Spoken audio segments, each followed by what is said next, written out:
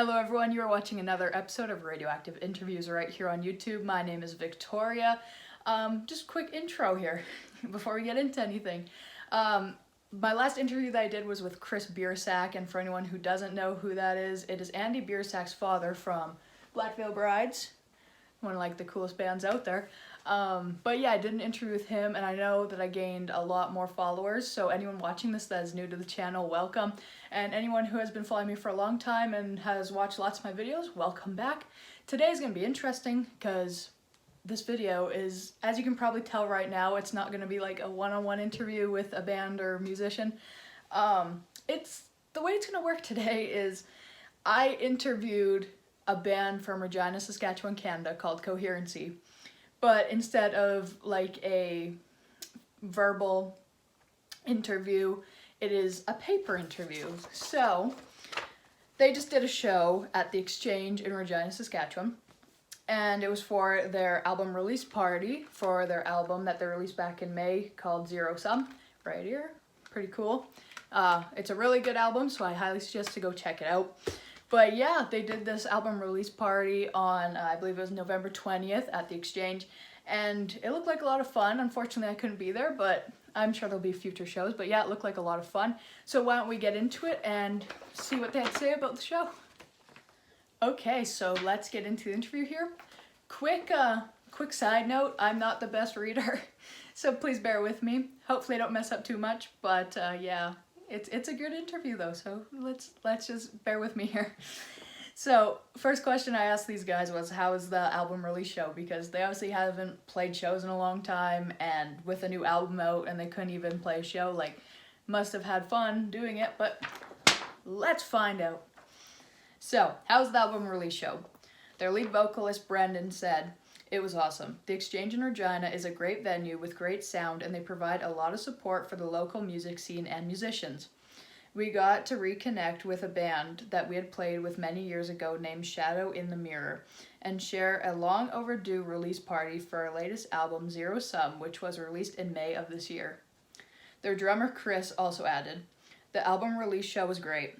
It would have been nice to see more people, but under the circumstances with COVID and restrictions, it was a welcome return to the live stage."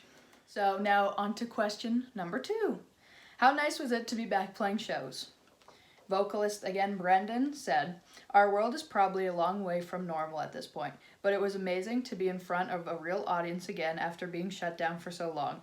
The protocols in place at the Exchange made us feel very comfortable, and everyone's safety was being taken care of, and we could just enjoy ourselves."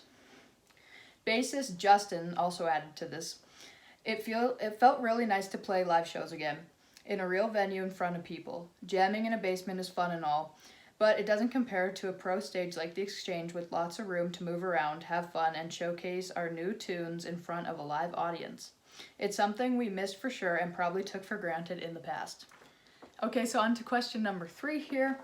I asked them what the most memorable part of the night was, and their drummer Chris started it off with, "There are a lot of particular moments that stand out, but there were a few times while we were playing we were just looking and smiling at each other. That made me reflect on the moment and the fact that I was playing a badass show with my best friends." Brendan added, "Apart from being able to play a lot of the new album live for the first time in front of an audience, the standout for me, and usually the audience, is when we changed instruments midway through the set and play some covers just to switch it up a bit and have some fun." So before we get to the next question, their bass player Justin also added, "Brendan hopped on the drums and Chris and I grabbed the guitars and took the lead singing for some covers. It's always a good time and lets the audience in on how we jam as a band in the basement. We usually switch it up and explore new tunes, and it often helps us develop new material and ideas." So just on to the last question here. I asked the band, what are the band's plans going forward for 2022? So Brendan said, "We have some things to release in 2022, and we continue to write and work on new material regularly. There's still a lot of uncertainty out there, so I'm not sure how many live shows we'll be able to do next year. We've got a lot of ideas for different things we could do for recording and releasing new material."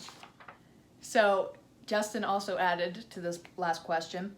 He said, "Eric, our rhythm guitarist, moved away for work, so we'll have to figure out where we are headed there. One thing that COVID taught us, especially during the recording of Zero Sum, is how to do things effectively from a distance. So hopefully we can continue as a 4-piece, or at least having him involved for the odd show here and there. Other than that, we are always writing and working on new material. So expect Coherency to consistently put out new tunes in the coming years. 2022 will feature another new Coherency release. So there's my interview with Coherency. I always like talking to those guys. They always have a lot to say about the questions that I give them, and they always give great responses. Make sure to go check out their new record, Zero Sum. Listen to it. If you have a chance to go see them play live, make sure to go do that. I haven't seen them play live yet, but I've seen videos and they look like they're pretty good live, so I'm sure you would have a fun time there. Stay tuned for the next episode of RadioActive. It is going to be with Black Veil Bride's bassist, Lonnie Eagleton again. He is going to be on the show for the 3rd time, so I'm super excited to have him on again and talk about their new record, The Phantom Tomorrow, and just everything like that. So make sure to check that out when it comes out, and I will see you guys next time.